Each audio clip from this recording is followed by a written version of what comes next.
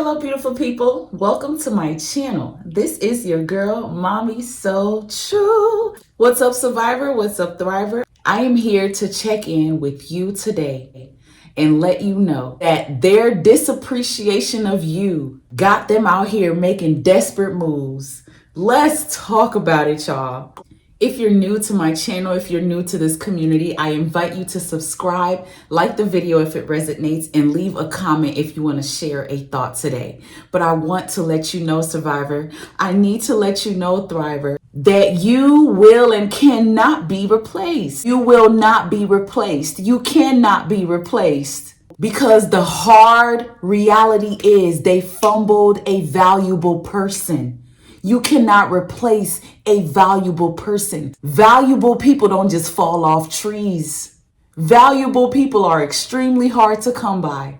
And a narcissist's big mistake is to lose a valuable person, to fumble a valuable person, to take your valuable love for granted, to take everything good about you for bad, even when they know that you're not bad. They do everything they can to make themselves think that you're the problem, even when they know that you're not the problem. Why is this the worst thing they could have done to themselves? Oh man, because when you lose a valuable person, you've lost sight of the future. A narcissist is a fool, y'all. They are so stuck in the now that they're willing to lose you and be stuck making desperate moves for the future. The fact that you've walked away, the fact that you chose to disconnect them from your world, they are narcissistically out here lost in the sauce.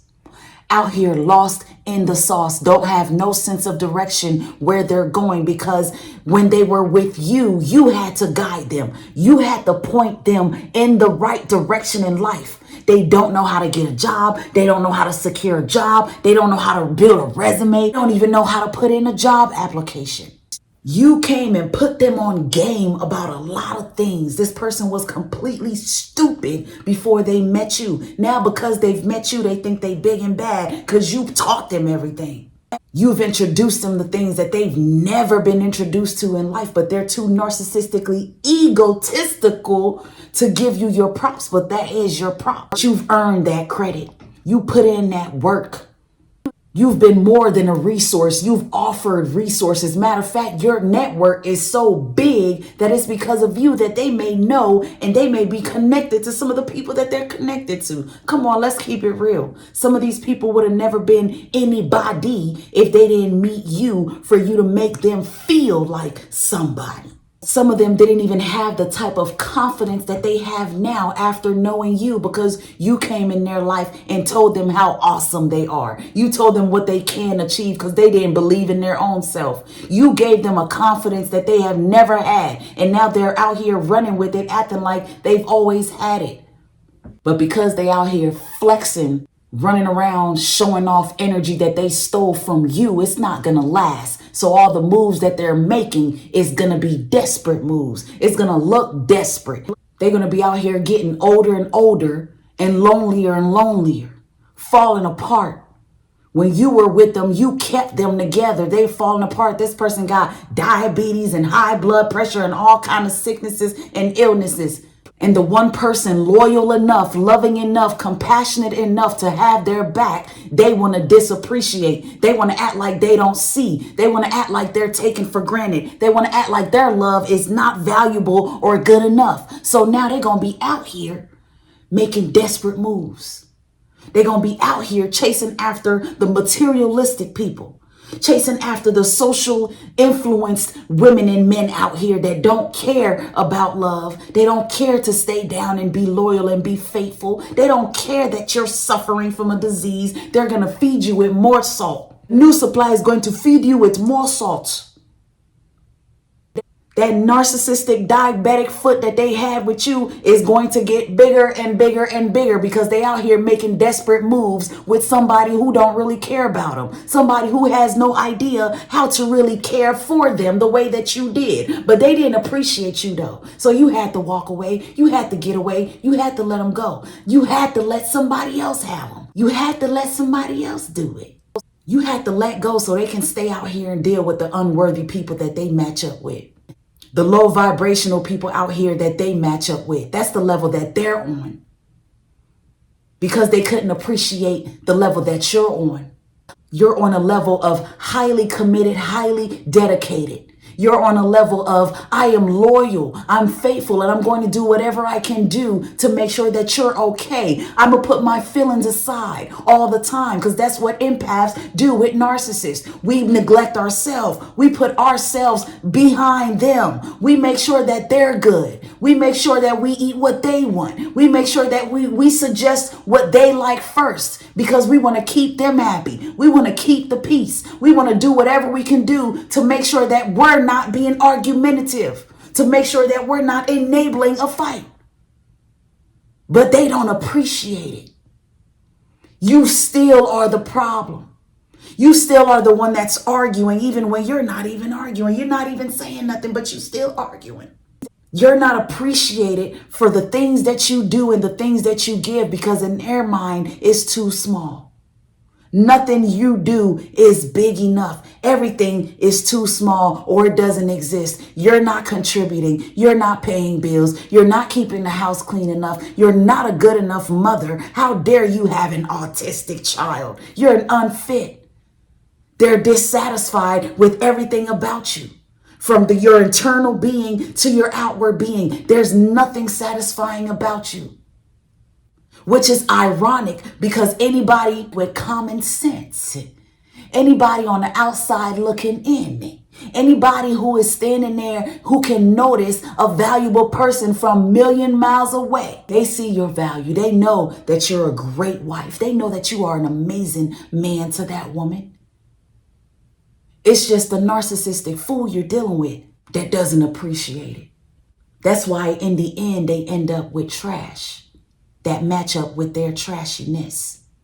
That's why in the end, they end up where they need to be, which is stuck doing narcissistic things with other narcissistic people, stuck in a whole bunch of other toxic, chaotic, abusive relationships. So desperate to save their narcissistic face that they're settling for any and everything out here. Desperate moves, desperately moving. Doing anything they can do to make it look like they okay out here. Make it look like they're surviving without you, when really they're dead. They're dying. They're suffocating. They're not breathing properly without you, because there's none like you. There will never be. And it's not just about the supply that you gave. It's about the human being that you are. Narcissists are not just smearing your name and assassinating your character because they're narcissists. They end up doing this to people who they have fumbled, people of value that they have fumbled in a severe way, in a way that they can never come back from. And the only way to protect their narcissistic face is to ruin yours. Smear campaigning is desperately moving to make sure that everybody on the outside still looks at you as the angel, still looks at you as the good one.